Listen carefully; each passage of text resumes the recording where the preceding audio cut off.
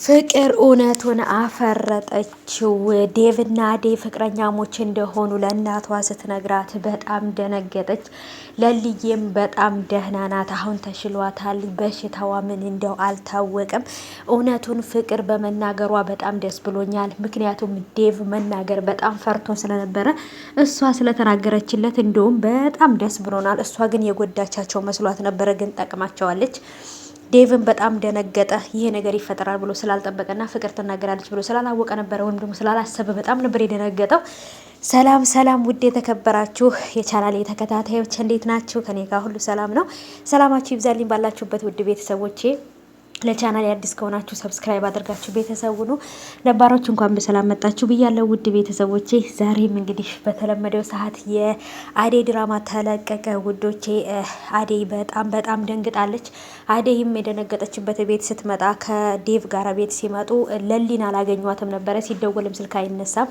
ባቡሬም አሟታ ሆስፒታል ወስጃታለሁኝ ምናምን ብሎ ሲላት እሷም ጓደኛዬም ብላ በጣም ነበር የደነገጠችው። ግን ለልዬ አሁን በጣም ደህና ናት። ምርመራም ተደርጎላታል። እያዞራ በድንገት ነበር የሚጥላት። እንግዲህ ያ ነገር ምንድን ነው? ከባድ በሽታ ነው ወይንስ ደግሞ በቀላል የሚድን ነው የሚለውን እንግዲህ ዶክተሮች ናቸው የሚናገሩት ማለት ነው። የፍቅር ሁኔታ ደግሞ ፍቅር ያደረገችው ዴቭንና አዴን የጎዳች መስሏት ነበረ። ግን እንደውም እሷ ዴቭንና አዴን እንደውም በጣም ነው የጠቀመቻቸው ብዬ ነው የማስበው እኔ። ምክንያቱም ይህን ነገር በማድረጓ በጣም ጠቀመቻቸው እንጂ አልጎዳቻቸውም ማለት ነው። ለምን ዴቭ እንደውም ልንገራት ብሎ ከሩታና እንትና ጋራ ከታች ቁጭ ብለው እነሱን እንደውም እዛ ደረጃ ስርትቷቸው ነበር የሄደው። ሂጄ እውነቱን እናገራለሁ ያለው ነገር እናገራለሁ ብሎ ማለት ነው። እና ግን ደግሞ እውነቱ ይህ አይደለም። ፍቅር የተናገረችው እነሱን ሁለቱን እናቲቱ አውቃ ሁለቱንም እንድታለያያቸው ስለፈለገች ነበረ፣ ዴቭን ስለምታፈቅረው ፍቅር ማለት ነው። ግን በዚህ ሁኔታ አልነበረም ዴቭን ለማግኘት መሞከር ያለባት። ዴቭን ማግኘት የምትችለው በዚህ ሁኔታ ከመሰላት ፍቅር በጣም ተሳስታለች።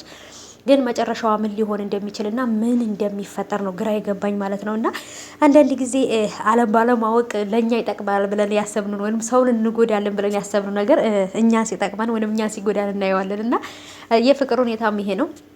እና ውዶቼ በተለይ አሁን ላይ ለምለም ባቡሬን እንደውም በጣም እንድትወደውና እንድታፈቅረው ሊያደርጋት ነው። ምክንያቱም በተቸገረች ጊዜ ከጎኗ አለ፣ በታመመችም ጊዜ ከጎኗ አለ፣ በሁሉም ነገር ከጎኗ እየሆነላት ነው። እና ስለዚህ ፍቅር ይገባዋል ብዬ ነው የማስበው ማለት ነው። ፍቅር ይገባዋል ከጎኗ መሆኑ።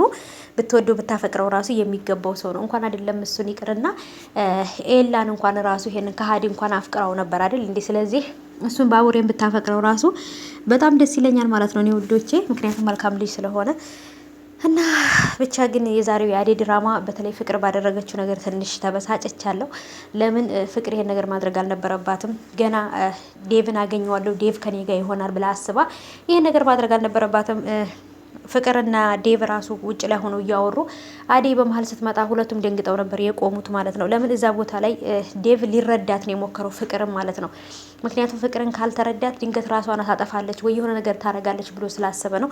የፍቅርም እናት ደግሞ ይሄን ነገር አላወቀችም።